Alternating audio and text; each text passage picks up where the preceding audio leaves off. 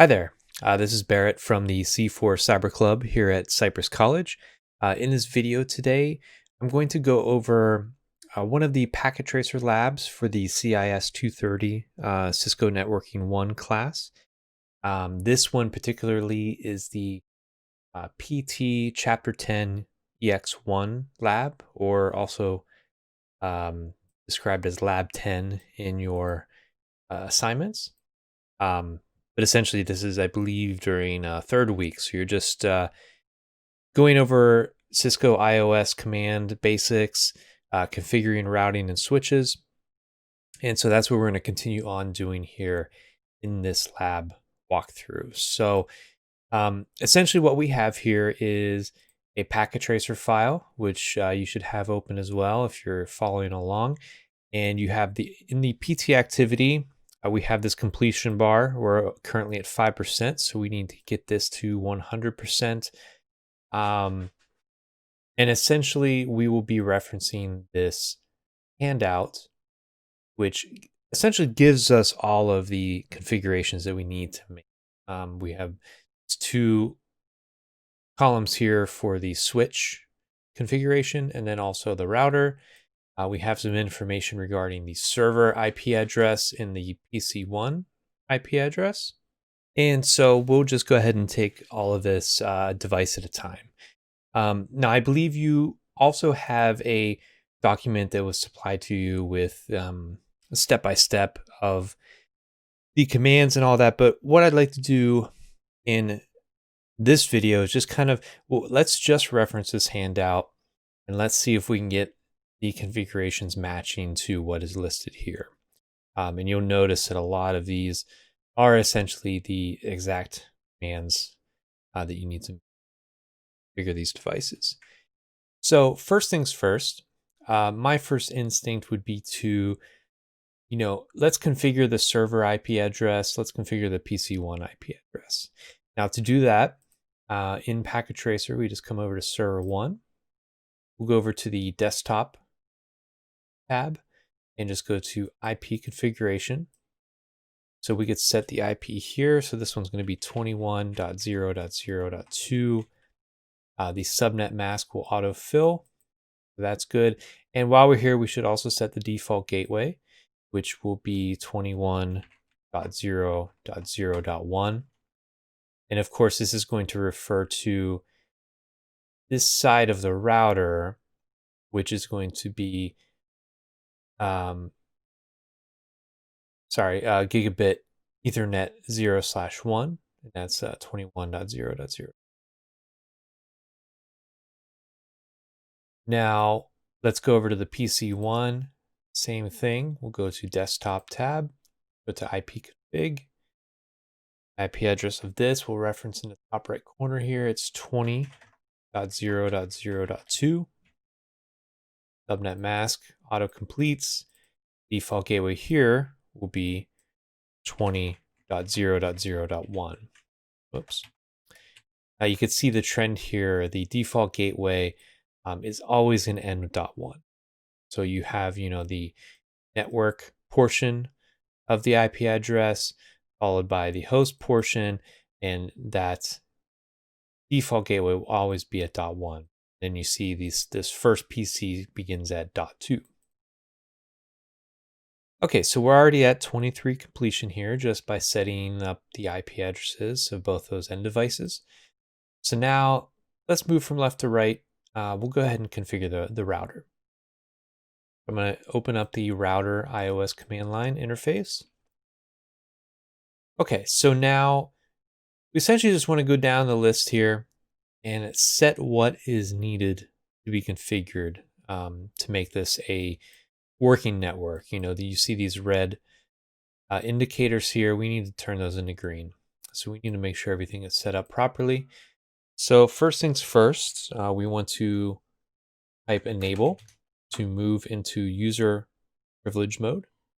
And then we'll need to move into global config mode. So it's configure terminal. I prefer the shortcut conft. So here we can run hostname, and we want to give this a hostname of R50. And you could see immediately the name of the router is changed to R50. Our completion level goes up. And right here from the same global config mode, we can enable the secret password as well. So we could do enable secret, and the password lab would like us to use is Cisco. And it's also asking us to run enable password Cisco. That's going to give you a warning and say, hey, you've already chosen this before as your secret password, but that's okay for this lab. You'll notice our completion went up. And it's interesting to note that the enable secret, that is largely different than the enable password. So when you do enable password, it enables or it sets a password in clear text. But when you enable secret, this automatically encrypts your password using an MD5 algorithm. So definitely useful to know. And obviously enable secret is the more secure password setting option here. Okay, so let's move on to our couple gigabit Ethernet interfaces. So from here, we could just say the long way is interface. I prefer just int, then G0/0. And you'll see our prompt has changed to config-if for interface. And we're just going to set the IP address 20.0.0.1, 255.0.0.0 for the subnet masks. So remember, whenever you're setting IP addresses, use the IP, and then the subnet mask must follow on the same line. And also important, once you set up an interface, you want to run no shutdown to bring that interface up. So you can see here, change state to up. Enter to get back to the prompts. And we'll move over to int G0/1, gigabit Ethernet 0/1. Set the IP address 21.0.0.1, subnet mask. And just to show you a nice tip in Packet Tracer, is you may, as you're learning this, you may think, okay, where are these? Where is this gigabit Ethernet 0/1, or where is the 0/0? What does that mean? In Packet Tracer, as you're learning and beginning, I recommend coming to options, go to preferences, and you could enable this always show port labels, logical workspace. You'll see they immediately pop up here.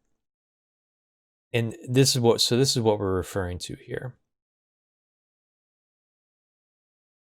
And so you'll notice that we just set the IP address of the Gigabit Ethernet 0/1, which is on this left side. Watch what happens to those red indicators when I bring this interface up by running no shutdown. You see immediately it goes green. So we just completed that phase, or the configuration that was needed to make sure that the server was able to talk to the router properly. So, and now you also have all these different ports, interfaces, references straight away right on your Packet Tracer. So that could definitely come in handy as you're learning this. Okay, so we got the two main interfaces set. The next few, there's no IP, they're already shut down. These don't look like we have to do anything additional on. We do have to set the banner. So to do that, I will actually press Control Z, come back to privilege exec mode. So banner MOTD, and anytime you set the message of the day, anything within particular symbols. So in this case, we're using the caret or the shift 6 key. So anything in between these two symbols will become the message. And I made a mistake. We actually need to be in global config mode.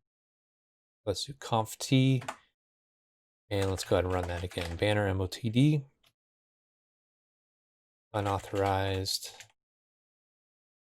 access prohibited. Okay, didn't get an error that time, so we know that it took. So yeah, that's a good example. You quite often will run into case where like, oops, I'm not in the proper mode. You know, once you see an invalid input like that, but you know that the command was correct, usually you just want to double check and make sure you're in the right mode. Okay, so next up, and we're almost done here with the router, we just need to configure the console line and the virtual terminals, or the line VTY, and set the password for those. So let's go do line console 0. And I always like to show a particular image when it comes to line console 0 for those beginning and learning this material, because sometimes you don't put two and two together, that this is a physical connection. So the console port on a router or a switch is something that you physically connect to a laptop. And this is essentially done. And this was the first lab, the first packet tracer Cisco iOS lab that you did configuring a switch. It's all about, when you take a switch out of the package for the very first time and you need to set it up, you need to set up the IP address. There's no way you could actually remote into it, right? So it has to be done through that physical connection. So this is just a nice image just to get that in your mind, that the console port is a physical connection. Okay, so we're interfacing with the line interface right now. So we will set password to class. And now we always want to end that with login. That's what's telling the router, hey, if I connect via the console port, make sure you ask for that password. And we're going to go ahead and do the same thing with line VTY 0, 4. So basically lines 1 through 4. Or I'm sorry, I should say 1 through 5. The 0 technically is the first. 0 through 4, 0, 1, 2, 3, 4 is 5. Virtual terminal. So password we'll set to Cisco 10. And once again, always make sure to follow up with that login. That way it knows to ask for that password. Okay, we're currently at 64%. Always good practice after you've done, even if it's not required by the lab. I can't remember if it scores you on this, but once you've set all these configurations, press Control Z to head back to privilege exec mode, and you want to copy the current running config to the startup config. Now, what that's doing is all of these configurations we've been making, they're being stored in temporary RAM, temporary memory. But we need to save that to the startup config that's going to pull from what's called NVRAM, or non-volatile RAM. So that's something that the device is going to remember and recognize. Because as of right now, if we powered off this router, these settings would be gone. But we would have to do this all over again. So the long way to do this is copy running-config startup-config. But I prefer shortcuts.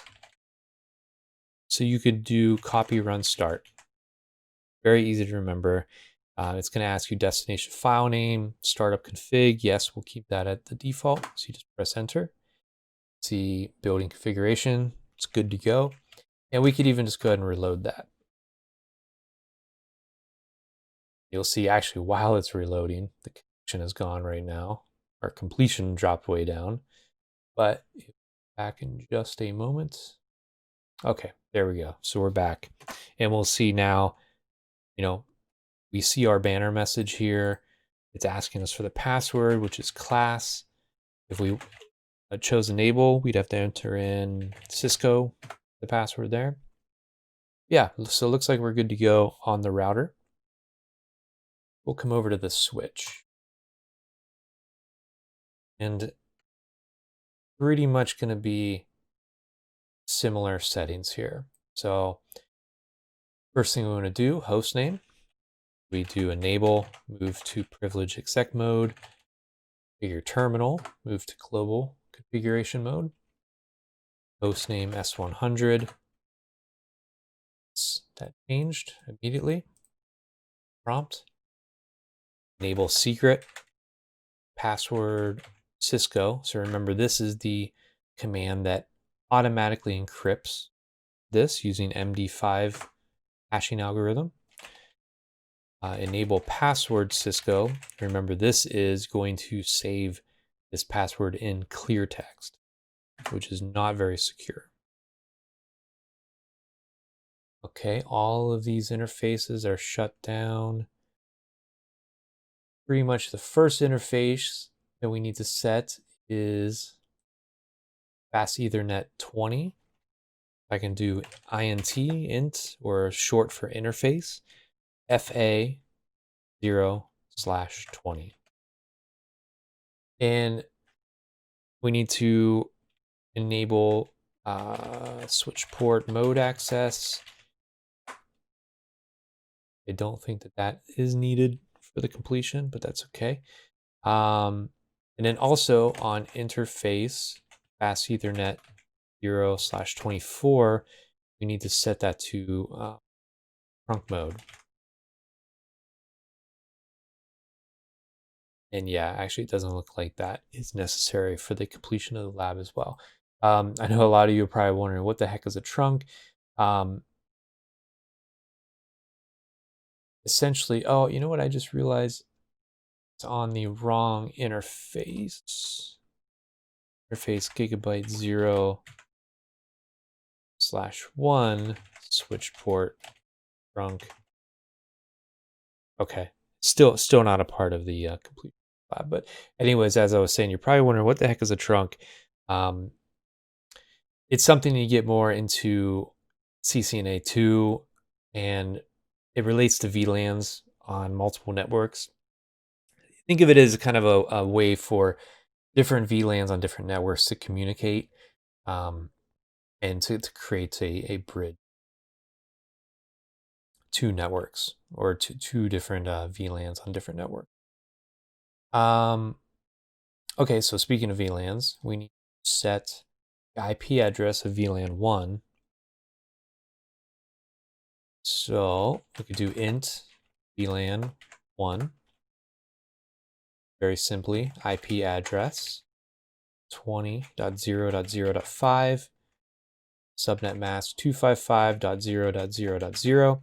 And remember, this is the IP address that we'll be using to telnet, or connect virtually to the switch. And we'll want to do no shutdown to bring that VLAN state to up. We'll also want to set the default gateway. I'm going to exit to go back to global config mode. IP default gateway 20.0.0.1. Okay, 85% completion, almost there. Now we just have to set the banner. Banner MOTD. No access. See, I'm putting the no access in between the caret symbol.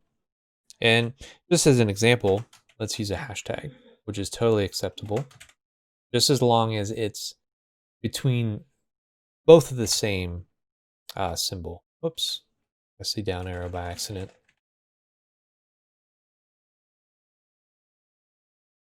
Go. All right, now we just have to set the passwords on the lines. So line console 0, password is going to be class. Make sure we tell it to ask for the password by setting login. And for the last one, having us there, okay, yeah, so it's set for all 16 lines. So I'm just going to go ahead and do this in one command. A line VTY 0 through 15. Password is Cisco 100.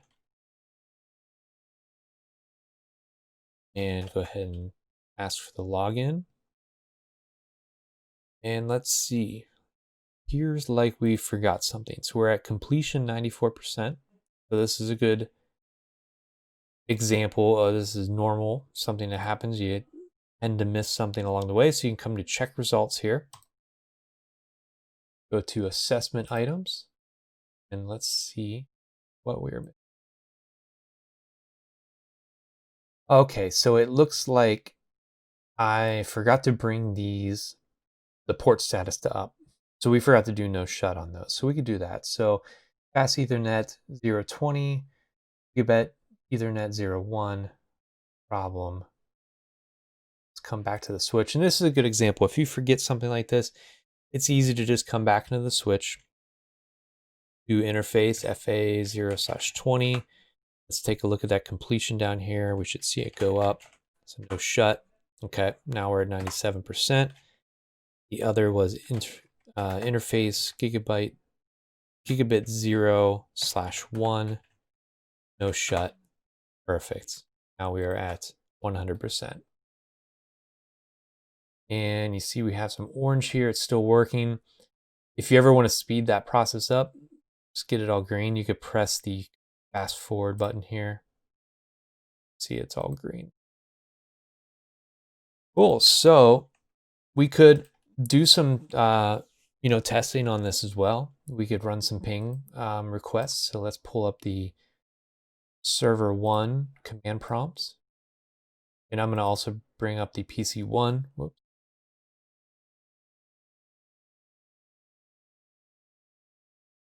So we know the server 1 password, IP address is 21.0.0.2. PC1's IP is 20.0.0.2. Let me ping from the server over to C1.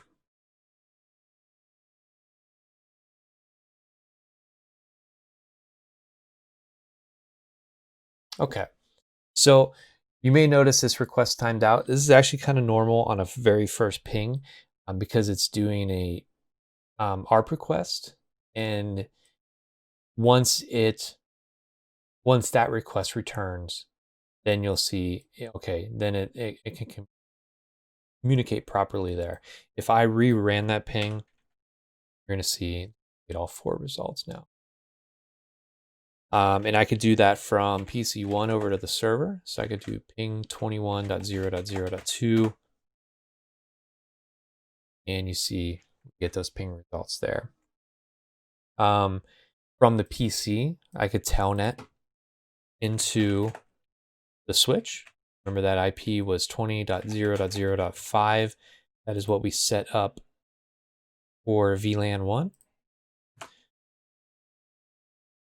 Okay, so here we see the banner here, no access, asking for the password, and we set that to be Cisco 100.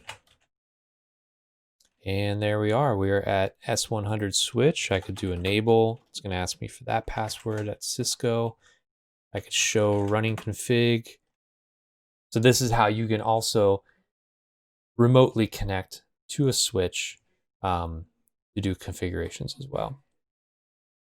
So yeah, that about covers this lab. Like I said, we got the 100% here. Did some connectivity tests. So I will see you in the next lab. Thanks a lot for watching.